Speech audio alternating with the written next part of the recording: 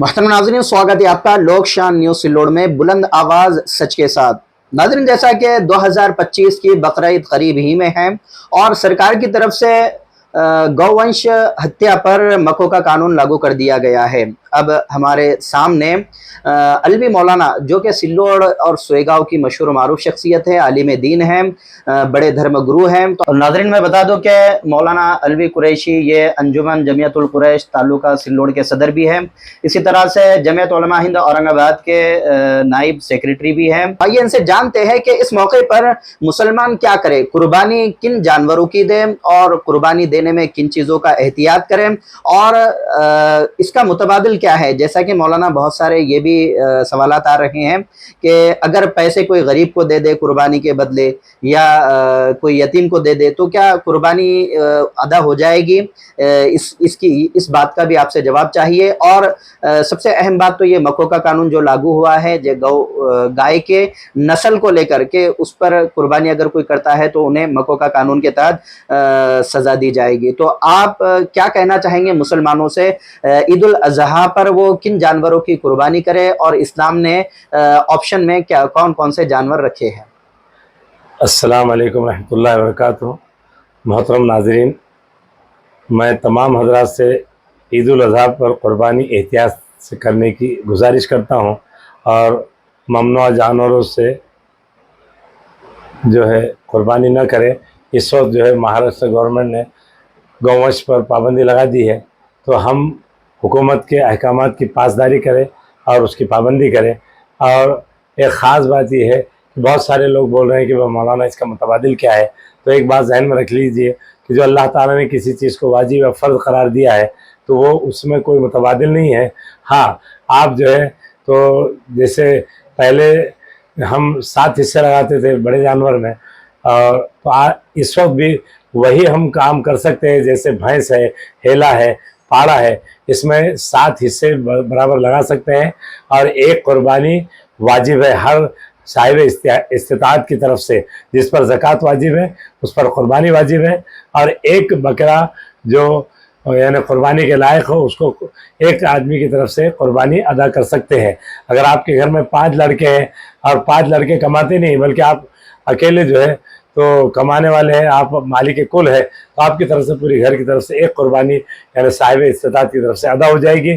اور اگر آپ مثال کے طور پہ آپ کے گھر میں 3 بچے ہیں اور تینوں آپ کما رہے ہیں اور تینوں پر یعنی زکوٰۃ واجب ہے تو تینوں پر قربانی واجب ہے، تو احتیاط یہ کریں کہ ہم بھینس اور پاڑا کے میں 7 حصے رکھ سکتے ہیں اور اس کے گوشت میں کوئی کراہت نہیں ہے، سارے کے سارے جائز ہے۔ بہت سارے لوگوں کے ذہن میں یہ ہے کہ بھئی پاڑے کا کیسا کرنا، بھینس کا کیسا کرنا چاہیے، تو جیسے ہم بڑے کے جانور میں 7 حصے لگاتے ہیں اس میں بھی 7 حصے لگا سکتے ہیں۔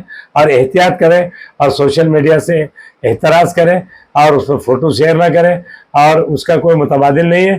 بہت سارے لوگ بول رہے ہیں کہ مولانا قربانی کے پیسے جو ہم کسی غریب کو دے سکتے ہیں، کیا ایسا ہے ہی نہیں۔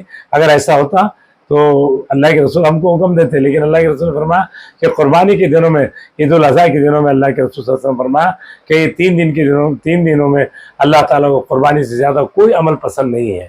حضرت عبداللہ بن عباس کی روایت ہے کہ عشر ذی الحجہ میں جو ہے اللہ تعالیٰ بہت زیادہ جو ہے تو بندوں کی عبادتوں کو قبول کرتے ہیں، اور 3 دن جو ہے جو 10 11 12 دنوں میں قربانی کی جاتی ہے، اس میں اللہ کے رسول صلی اللہ علیہ وسلم فرمایا کہ ہر صاحب استطاعت قربانی کو ضرور ادا کریں، جیسے زکوٰۃ ادا کرتے ہیں ویسے قربانی ادا کریں، اس کا کوئی متبادل نہیں ہے۔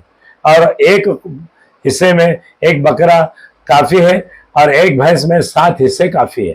میں تمام حضرات سے گزارش کروں گا کہ پاکیزگی کا خیال رکھیں، گندگی سے پرہیز کریں، اور ہم ایسے ملک میں رہ رہے ہیں جہاں گنگا جمنی تہذیب ہے اور جہاں سارے مذاہب کے لوگ رہتے ہیں، تو ہمارے کسی مذہبی احکامات کو پورا کرنے کے لیے ہم کسی غیر مذہب والوں کو تکلیف نہ دیں، غیر مسلم بھائیوں کو تکلیف نہ دیں، اور پاکیزگی کا پورا خیال رکھیں۔ اور جب آپ قربانی کا گوشت تقسیم کرتے ہیں تو کالی پنیوں میں جس میں نظر نہ آئے کہ دوسرے کو تکلیف نہ ہو، ایسے احتیاط سے ادا کریں۔ اور اس کا طریقہ یہ ہے کہ ایک قربانی کے جانور میں 3 हिस्से किए जाए। जैसे मिसाल के तौर पे आपने एक बकरा खरीदा तो वो उसको गिना जाए। जैसे 15 किलो का अगर एक बकरा है तो 15 किलो में 3 हिस्से, 5 किलो अपने घर के लिए रखें, 5 किलो अपने करीबी रिश्तेदारों के लिए रखें और 5 किलो पूरे गरीबों में तकसीम करें। और ये तो एक हुक्म है, लेकिन आप पूरा कुर्बानी का जानवर भी अगर तकसीम कर देते हो तो ये सोने पे सुहागा है। बहुत सारे लोग फ्रिजों में बंद करके रखते हैं, कई दिनों तक खाते हैं। अल्लाह ताला ताज़ा खिलाता है तो बासी क्यों खाते हैं, ये समझ में नहीं आता। जी हाँ, आप ये भी कर सकते हैं कि आप पूरा कुर्बानी का गोश्त जो है अपना हिस्सा पका कर खिला भी दें लोगों को। और एक बात ज़हन में रख लीजिए, कोई आप बहुत सारे लोग बेचारे के कैसा करना, अल्लाह ताला ने हुक्म दिया है कि एक हिस्सा कुर्बानी का बकरे का कर दिया जाए तो काफ़ी है।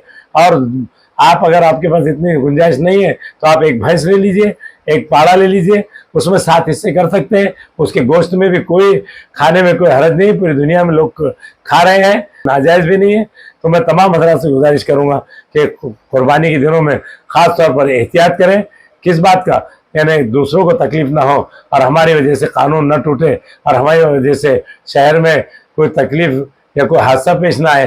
तो हर आदमी मुकल्लफ है इस बात का कि वो हुकूमत के अहकामात की पासदारी करे और पाबंदी करे और इस्लाम के अहकामात को मुकम्मल तौर पर बजा लाए। उसके लिए जो है अल्लाह के रसूल सल्लल्लाहु अलैहि वसल्लम फरमाया कि एक बकरा काफ़ी है। और बड़े जानवर में यानी काला भैंस या पाड़ा, इसमें जो है 7 आप हिस्से रख सकते हैं।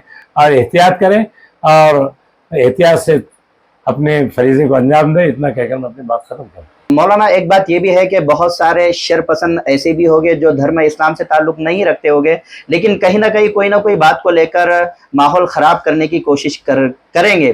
तो उस पर आपका पुलिस प्रशासन के लिए कोई पैगाम, कोई अपील, क्या कहना चाहेंगे आप? मैं हुकूमत से गुजारिश करूँगा कि जो है इस वक्त जो है पूरे जहाँ यानी पब्लिक प्लेस है वहाँ पर कैमरे लगाए जाए और ऐसे इसमें चाहे किसी भी मज़हब को कोई भी हो उसको पूरी तरह कानून उस पर लागू किया जाए और अफवाहों पे पब्लिक ध्यान न दे। और लोग जो है एहतियात इस बात से करें कि अगर किसी की वजह से हमको तकलीफ हुई तो उसको सब्र से काम ले, सब्र और तहम्मुल से काम लेकर। तमाम ईमान वाले भाइयों से मेरी गुजारिश है कि ऐसे वक्त में इस वक्त जो है तो पूरी दुनिया में बेचैनी और बेअमनी की जो है फिजा चल रही है। और गुज़िश्ता दिनों में हमारे मुल्क के साथ भी कई शरपसंदों ने शरपसंदी की है। तो हम एहतियात करें कि हमारी वजह से हमारे मुल्क में जो है कोई शरपसंदी ना हो और हम हमारे मुल्कों को अमन और शांति का गहवारा बनाएं। और कोशिश ये करें कि अगर कोई तकलीफ हो तो उसको सब्र और तहम्मुल से काम लेकर हम जो है आपस में भाईचारे को और अपने भाईचारे को बाकी रखें।